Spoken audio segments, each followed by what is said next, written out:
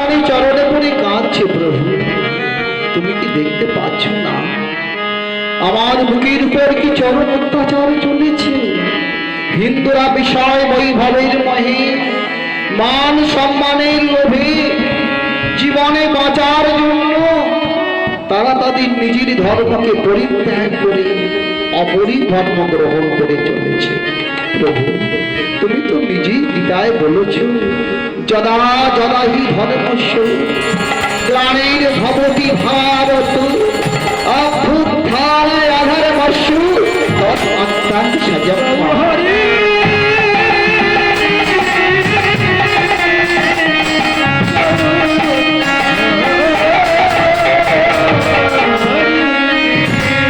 তুমি তো নিজেই বলেছ প্রভু, পরিত্রাণাং সাধনাং বিনাশায় চ দুষ্কৃতাং ধর্ম সংস্থাপনার্থায় সম্ভবামি যুগে যুগে। কবে তুমি আসবে প্রভু? তুমি তো নিজেই বলেছ, যখন ধরিত্রীর বুকে ধর্মের গ্লানি আসবে, সেই ধর্মকে রক্ষা করার জন্য, সাধুগুরু বৈষ্ণবদের পালন করার জন্য, ওই দুষ্টকে দমন করার জন্য আমি বারে বারে ধরিত্রীর বুকে যাই। তাহলে তুমি কি দেখতে পাচ্ছ না আমার বুকের উপর কি চরম অত্যাচার চলেছে? ওই বিধর্মীদের অত্যাচারের ভয়ে, ওই বিধর্মীদের হাত থেকে বাঁচার জন্য হিন্দু সমাজ কাতারে কাতারে নিজেদের ধর্মকে পরিত্যাগ করে ওই বিধর্মীদের ধর্ম গ্রহণ করে চলেছে।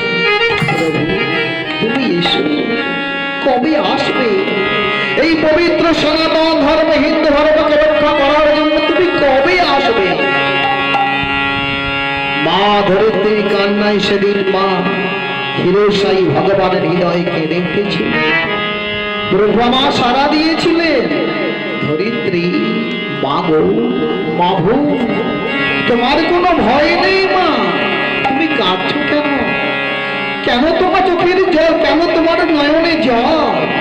নয়নের জল তুমি মুছে ফেলো মা, আমি যাব, আমি যাচ্ছি মা, পবিত্র সনাতন ধর্মকে রক্ষা করার জন্য যাচ্ছি। এসেছিল, এসেছিল। কবে এসেছিল?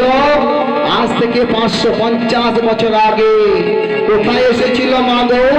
এই পবিত্র ভারতবর্ষের নদিয়ার নবদ্বীপে সচি মায়ের কোল আলো করে, জগন্নাথ মিশ্রের কোল আলো করে প্রভু আমার জন্ম নিয়েছিল। এমন কবে এসেছিল? আজ থেকে 550 বছর আগে নদিয়ার নবদ্বীপে সচি গর্ভ সিন্ধু মাঝে। তাই সনাতন শাস্ত্র মা কলম দিয়ে বলল, শ্রী রাধায় প্রাণায় মহিমা প্রদিশ বা অনৈব অশ্বত্থজিন অদ্ভুত মধুরিমা প্রদিশ বামতি ও সত্যকে চত্রাপদে ভব তদ ভাবাপ্তু সমাজনি সচি গর্ভ সিন্ধু হরির। নদিয়ার নবদ্বীপে এসেছিলে কেমন? ঠাকুর মা, তাহলে কেই জগন্নাথ মিশ্র, কেই সচি মা? না জানি জগন্নাথ মিশ্র কত বড় ভাগ্যবান, তাই নয় কি মা? ভগবান যার কলি সন্তান এসেছে সে তো ভাগ্যবান, কেমন তাই নয় কি? সচি মা কত বড় ভাগ্যবতী। জগন্নাথ মিশ্রের পরিচয় কি, সচি মায়ের পরিচয় কি, আগে জানতে হবে, আমাদের আগে জানতে হবে। এই জগন্নাথ মিশ্রের মাগো আদি বাসস্থান ছিল আমাদের এই ভারতবর্ষে ছিল না। এই জগন্নাথ মিশ্রের আদি বাসস্থান নদিয়ার নবদ্বীপে ছিল না। ওনার আদি বাসস্থান ছিল অধুনা বাংলাদেশে, ঢাকা দক্ষিণ গ্রাম শ্রীহট্টে। এই জগন্নাথ মিশ্রের পিতার নাম ছিল উপেন্দ্র মিশ্র, মাতার নাম ছিল শোভা দেবী। উপেন্দ্র মিশ্রের 7টি সন্তানের মধ্যে জগন্নাথ মিশ্র ছিলেন তৃতীয় সন্তান। অপূর্ব রূপবান বৈদিক ব্রাহ্মণ, যাত্রাংশে তুলেন ব্রাহ্মণ জগন্নাথ মিশ্র বাবা এসেছিল আমাদের এই পবিত্র ভারতবর্ষের নদিয়ার নবদ্বীপেতে পড়াশোনা করার জন্য, অধ্যয়ন করার জন্য জগন্নাথ নদিয়ার নবদ্বীপে এসেছিলেন। এখন আমার ভক্তিমতী মায়েদের মনে প্রশ্ন আসতে পারে, আমার বাবুদের মনেও প্রশ্ন আসতে পারে, ভারতবর্ষের বুকে এত জায়গা থাকতে জগন্নাথ মিশ্র নবদ্বীপেই কেন এলেন? তাই নয় কি? প্রশ্ন আসতেই পারে। সেই সময় নবদ্বীপ ছিল বাবা শিক্ষার দিক থেকে, সংস্কৃতির দিক থেকে, সভ্যতার দিক থেকে, কৃষ্টির দিক থেকে, বৈষ্ণবী আচার বিচারের দিক থেকে সবচেয়ে উন্নত জায়গা। তাই নবদ্বীপকে সেই সময় বলা হতো মা অক্সফোর্ড অফ বেঙ্গল। বাংলার অক্সফোর্ড বলা হতো কাকে? নবদ্বীপকে। তাই নবদ্বীপে জগন্নাথ মিশ্র এসেছেন পড়াশোনা করার জন্য। আর এই নবদ্বীপে মা আর একটা ব্রাহ্মণ বাস করত।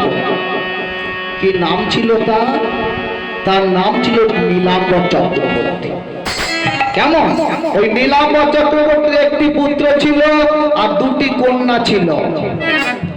পুত্রের নাম ছিল মাধব আর দুটি কন্যার মধ্যে জ্যেষ্ঠ কন্যার নাম ছিল শচী দেবী।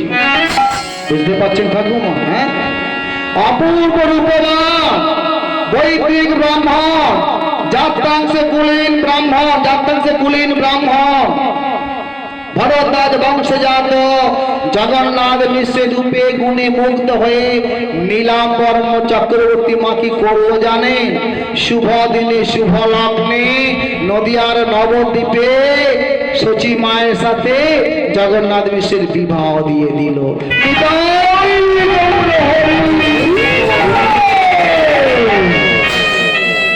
জগন্নাথ মিশ্রের সাথে শচী মায়ের বিবাহ হয়ে গেল। জগন্নাথ মিশ্র বাংলাদেশ থেকে নবদ্বীপে এলো পড়াশোনা করতে, আর নীলাম্বর চক্রবর্তী জগন্নাথের রূপে গুণে মুগ্ধ হয়ে তার জ্যেষ্ঠ কন্যা শচী দেবীর সাথে জগন্নাথের বিবাহ দিয়ে। বুঝতে পারছেন? হ্যাঁ, স্বামী স্ত্রীর এক মন, এক প্রাণ, এক ধ্যান, এক জ্ঞান, গোবিন্দ সেবা। তাহলে বুঝতে পারছেন? হ্যাঁ, আমরাও তো সন্তানের পিতা, আমাদের কোলে ভগবান এলো না, জগন্নাথ মিশ্রের কোলে এলো। আপনারাও সন্তানের জননী, আপনাদের কোলে ভগবান এলো না, শচী মায়ের কোলে এলো। কেন এলো জানতে হবে তো। স্বামী স্ত্রীর এক মন, এক প্রাণ, এক ধ্যান, এক জ্ঞান, ভগবানের সেবা। উভয় সেবায় আদরে যত্নে ভগবান জীবন্ত হয়ে উঠেছে। যখন নবদ্বীপবাসী সন্ধ্যাবেলায় গঙ্গার তীরে গিয়ে সন্ধানী করত, তখন শচী মা জগন্নাথ মিশ্র কি করতো জানে? এই পবিত্র সনাতন ধর্মটাকে রক্ষা করার জন্য, এই হিন্দু ধর্মকে রক্ষা করার জন্য জগন্নাথ মিশ্র শচী মা প্রতিদিন গোবিন্দ চরণে কাঁদতো, সন্ধ্যাবেলায় কাঁদতো, প্রদীপ জেলে কেঁদে কেঁদে বলতো,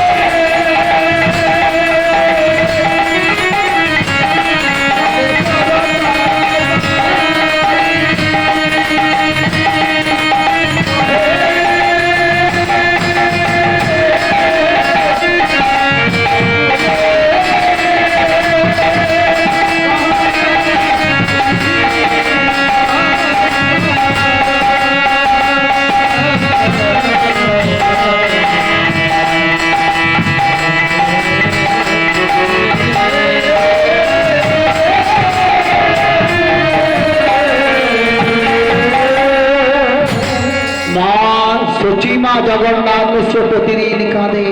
মাগো, সেদিন সচিমা জগন্নাথ মিশ্রের কান্নায় কি হয়েছিল আসতে কেউ গল্প করবেন না, ভগবান গাইব, যেমন সময় অল্প, ছোট্ট করে পাগলা গান করবো।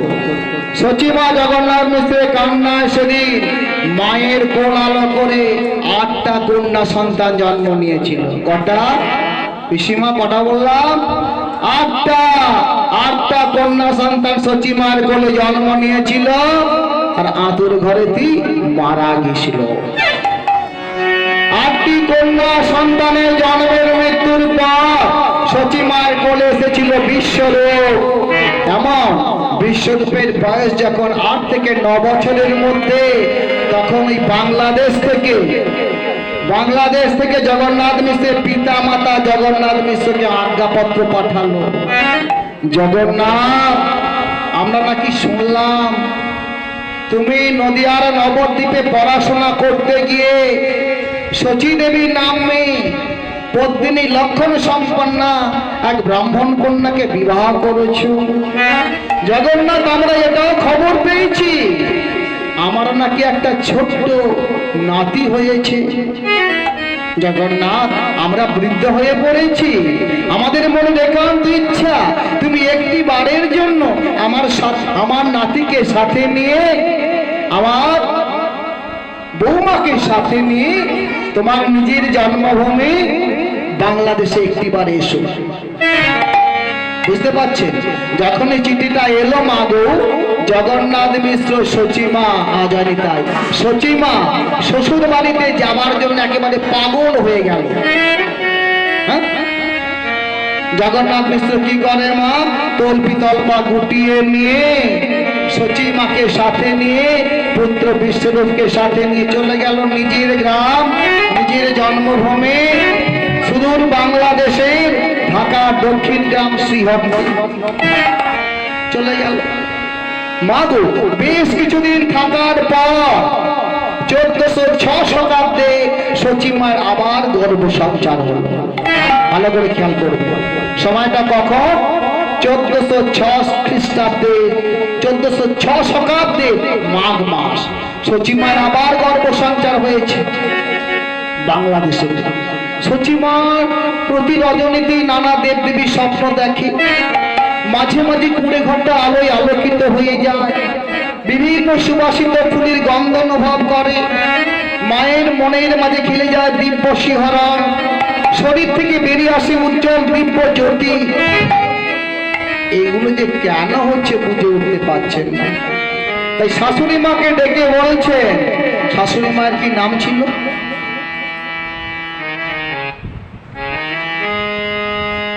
তখন বলছিলাম না বেশি বকবেন না। শাশুড়ি মায়ের কি নাম ছিল?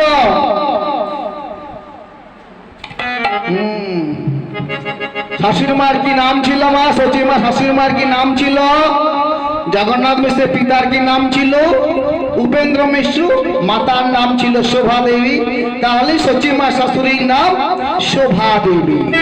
ঠিক আছে, শাশুড়ি মাকে ডেকে বলছেন যে দেখুন মা, যেদিন থেকে আমার গর্ভ সঞ্চার হয়েছে না, সেই দিন থেকে এই ধরনের ঘটনাগুলো ঘটে। ঠিক আছে, ঠিক এমন সময় মা হলো কি জানে, ওই শোভা দেবী গভীর রাত্রিতে গভীর রজনীতে স্বপ্ন দেখছেন, যেন কোনো মহাপুরুষ বলছে, ওগো শোভা দেবী, তোমার পুত্রবধূ শচী গর্ভে স্বয়ং ভগবান চন্দ্র জন্ম নিয়েছে। স্বয়ং ভগবান চন্দ্র জন্ম নিয়েছে। ওনার মনের একান্ত ইচ্ছা এই বাংলাদেশে না, ওই পবিত্র ভারতবর্ষে নদিয়া জেলার নবদ্বীপেতে উনি ভূমিষ্ঠ হবে। তাই শোভা দেবী কাল বিলম্ব না করে পুত্রবধূকে ভারতবর্ষের পশ্চিমবঙ্গ রাজ্যের নদিয়া জেলার নবদ্বীপে পাঠিয়ে দাও। রজনী প্রভাত হয়ে গেল। শোভা দেবী জগন্নাথ মিশ্রকে ডেকে বলছে, সচিমাকে ডেকে বলছে, শোনে জগন্নাথ